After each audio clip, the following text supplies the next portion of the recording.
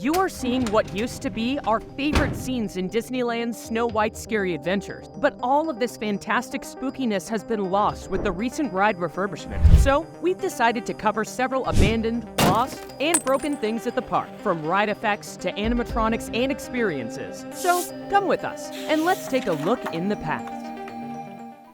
Spooky Snow White. Status: lost. Snow White's Dark Ride has had so many refurbishments since it first opened in 1955 at Disneyland as Snow White and Her Adventures. The early concept that Disney had for several of their dark rides was that guests aboard the carts would take the role of the protagonists, and that's why in the earlier versions of rides like Snow White or Peter Pan, the main protagonists were nowhere to be found. While this concept was cool, it did not work as Disney expected, because guests would leave the ride and ask cast members where these characters were. And in the specific case of Snow White, not having her in the ride meant that it would actually be pretty spooky. Moving through a dark forest full of terrified woodland creatures and seeing the evil queen preparing the poison apple. When the ride opened in 1971 at the Magic Kingdom, Imagineers decided that they would make the ride deliberately frightening. Again, Snow White was nowhere to be found. Instead, loud noises, jump scare, sudden crashing sounds, unexpected flashes, and glowing figures coming within inches of the ride vehicle were what this ride was made of. In this version of the ride, we also got to see the Wicked Queen over and over. We also saw the dwarfs once, but that was it. After this, both rides had several refurbishments through the years, so they could be updated and modernized. Magic Kingdom's version was updated in 1994, so it could become less frightening, and then it was closed forever in 2012, to make way for the Seven Dwarfs Mine Train. Disneyland's version was updated in 1981 for a major overhaul coinciding with the new Fantasyland project, a dramatic reimagining of Fantasyland where most of its attractions and architecture were improved, with far more intricate theming and superior technology. But it maintained all of its spookiness, which we loved. But then, the attraction closed in January 2020 for an extensive overhaul where, in addition to experiencing familiar elements of the attraction, they would add enhanced story details and all new scenes. For example, a new vignette with Snow White in a beautiful forest setting waking up from her deep sleep. And now the attraction concludes when Snow White is reunited with her animal friends and a shimmering castle is seen in the distance. And while we definitely missed the spooky dark ride, this new attraction is fantastic. Disney Imagineers did an amazing job with this retheme. In the process, there were many scenes lost, but one of the things that we missed the most, believe it or not, is the brass apple in the book that we used to see before we entered the queue. This was a fantastic interactive effect, where you could stop and touch the apple, and as soon as you touched it, you would hear the evil queen's laugh.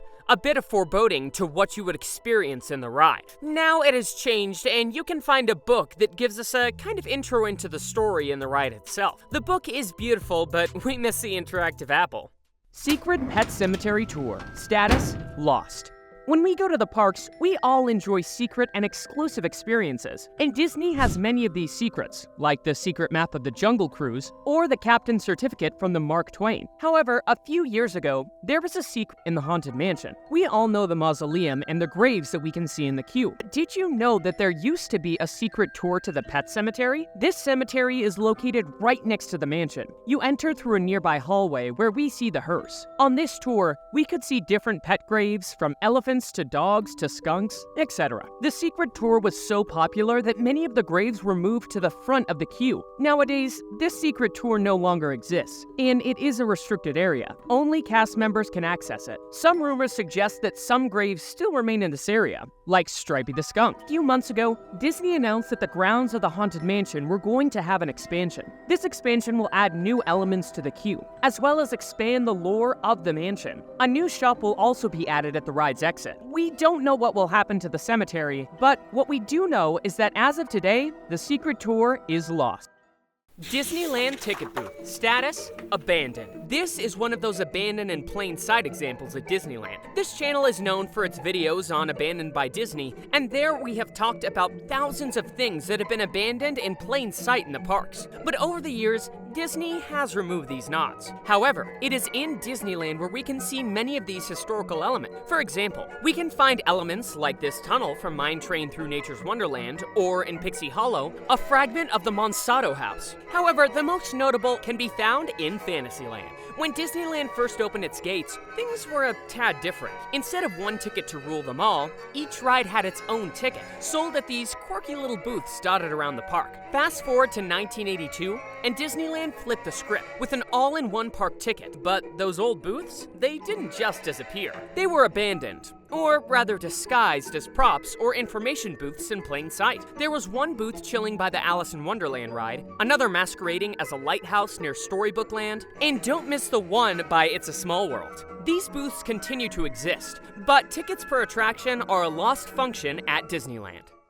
Luigi Cars Wheels. Status: broken. Did you know that Cars Land practically saved California Adventure? When Cars Land opened in June 2012, replacing Bountiful Farm, it played a significant role in revitalizing California Adventure with various renovations. The park began to develop a unique personality. Before that, the California-themed design left much to be desired. We have a video on this channel that delves deeper into the park's transformation if you want to know more, but I won't digress. Cars Land brought one of the most visually stunning areas to all theme parks, perfectly recreating the town of Radiator Springs. This land is filled with Easter eggs and mind-blowing details, and also one of the best lands for taking photos. From the shops to the attractions, it's a true masterpiece. One of these attractions is Radiator Springs Racers. This ride takes us on a journey through Radiator Springs and ends with an incredible high-speed race through Ornament Valley. The experience is spectacular. When you enter the ride, you'll encounter waterfalls, animatronics of characters like Mater, Mac, and Sheriff, and even the menacing Frank, who chases us off his farm. One of the most incredible parts of the ride is when we arrive in Radiator Springs and are greeted by the town's residents: Fillmore, Sarge, Red, Sally, and McQueen. Here's where our broken effect comes into play. In this section, the ride randomly offers two options. To the right, it takes us to Ramon's House of Body Art, where our vehicle receives a fresh coat of paint. To the left, we head to Luigi's Casa della Tires, where Luigi and Guido give us a new set of tires. Previously, the effect worked like this. As you entered, you could see Luigi and a mirror reflecting your vehicle. Suddenly, the curtains closed.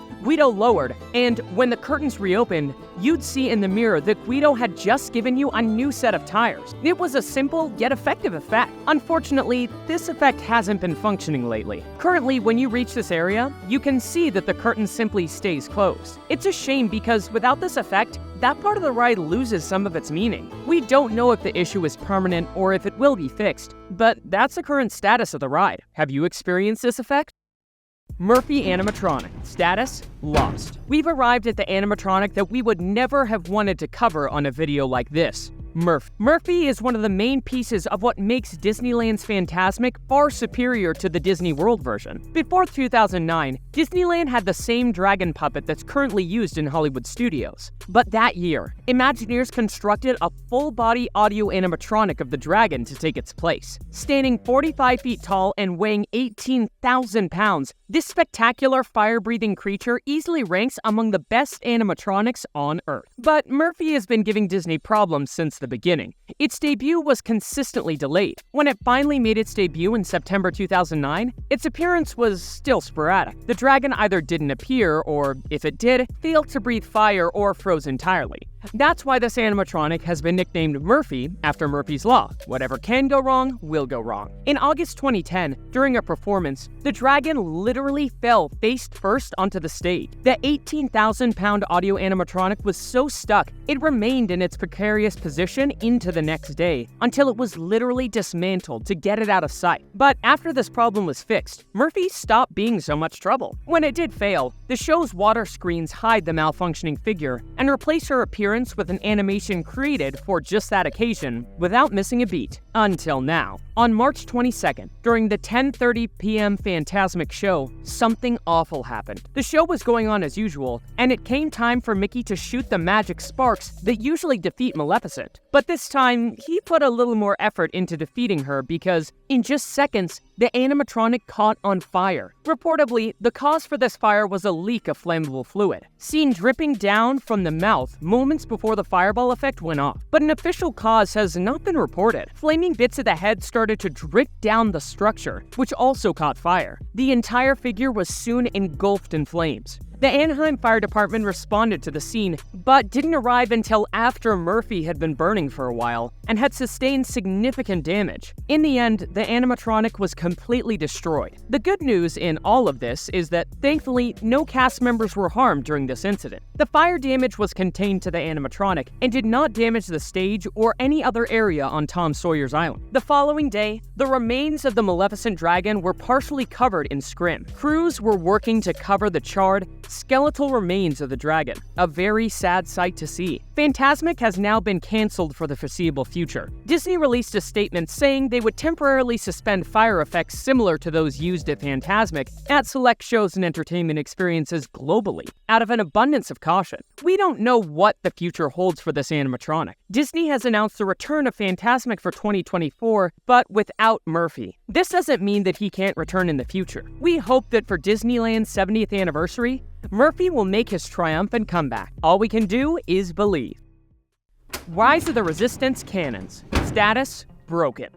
This ride set a very high bar for dark rides when it opened in January 2020, because Rise of the Resistance is undoubtedly, at least for us, the best ride in the world. It offers a complete immersive experience, starting with the magnificent queue where you enter the Rebels base, see Rey's hologram, encounter the BB-8 animatronic, and then board the transport shuttle. Seeing more animatronics like Captain Beck and entering the New Order base, filled with stormtroopers and TIE fighters, is extraordinary. Once inside the ride, you'll witness countless effects, including animatronics, projections, optical illusions, giant props, and more. However, there was one effect that made a particular part of the ride incredibly interesting, but it's currently broken. Allow me to explain. While escaping from the Empire in the ride, you reached the cannon room. When the ride first opened, your vehicle would move through these cannons while they fired, and your vehicle would dodge them. This scene was incredible because feeling like the giant cannons could crush you added a lot of drama to this segment. Unfortunately, this scene is now just a hallway with static cannons, and you can see the battle happening outside, but the dramatic feeling of being in the midst of battle, at least in that part, has been somewhat lost. We don't know if Disney plans to repair this scene soon, but as of January 2024, it remains this way. Have you seen the cannons working? We have, and it's incredible. Barker Bird. Status: lost. Okay, this is undoubtedly a significant loss, but we can understand why this fun bird had to be retired. When you think of Disney animatronics, it's not hard to think about the Tiki Room bird. After all, the Enchanted Tiki Room served as the debut of Disney's patented audio animatronics figures. This attraction was so groundbreaking at the time that Walt and the Imagineers figured that guests wouldn't understand precisely what awaited inside. So, to give guests an idea of the wonders that would await them inside this attraction, they came up with a great idea: Juan the Barker Bird. Juan, who is rumored to be Jose's cousin, was a macaw positioned atop the ride's marquee, with the simple job of acting as a carnival barker, excitedly spieling to attract guests to the show. Juan would chirp, whistle, and speak, giving guests a glimpse of the wonders that would await inside. This new animatronic did its job a little too well. It was so fun to watch it and so impressive for guests that he became an attraction in his own right. Guests were known to gather around and gawk at the figure with such intensity. And for a long time, it became a problem, because they would often cut off the pathway leading to Adventureland. This sadly resulted in Juan being out of a job and became retired. Toontown Fountains. Status: lost. Toontown has always been one of our favorite lands at Disneyland. It opened at Disneyland back in January of 1993. Disneyland's Toontown is completely inspired by Who Framed Roger Rabbit's Toontown, with its buildings having a cartoonish style and being very colorful. The land was filled with interactive elements like character houses and the trolley. However, over time, many of these effects were lost. For example, the trolley was abandoned, as was Chip 'n Dale's house. Additionally, many effects stopped working, and the land, no matter how beautiful, became neglected. In November of 2021, Disney announced that this land would be totally renovated and reimagined, adding new interactive areas and, best of all, a new ride. We're preparing a video on the evolution and changes of Toontown, but today we're focusing on one aspect lost in this renovation: fountains of Toontown. Toontown had two fountains, one featuring Roger Rabbit and the other Mickey. The Mickey fountain was particularly special as it had an interactive function.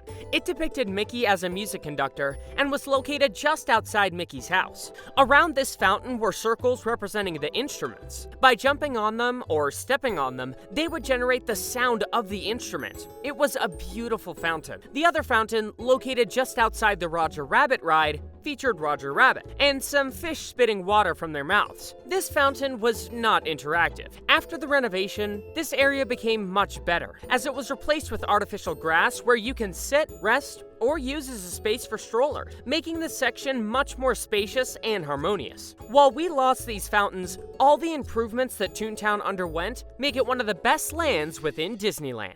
Galaxy's Edge. Status: lost. We're going back to Galaxy's Edge, where several things have changed since the land opened in 2019, starting with many concepts and ideas for the land that were completely abandoned from the beginning and never saw the light of day, like these giant creatures that were supposed to carry guests around the land, or the multiple rooftop battles and entertainment that never became a reality. But right now we are focusing on things that were done in the beginning of the land and that have been discontinued, beginning with the assignment cards in the Millennium Falcon Smuggler's Run ride. When the ride was initially announced, there were rumors that the ride would be opening with up to 4 different missions, but this was not the case when the ride opened. It only had one mission, where you steal coaxium from a train for Hondo Onaka. Just before we enter the ship, a cast member assigns a role for each of the 6 passengers. There are 2 pilots, 2 gunners, and 2 engineers. And in this part of the ride, we would get assignment cards that had a color and the position you got on it. These cards were pretty cool, but some of these were sometimes stolen. And then the pandemic hit,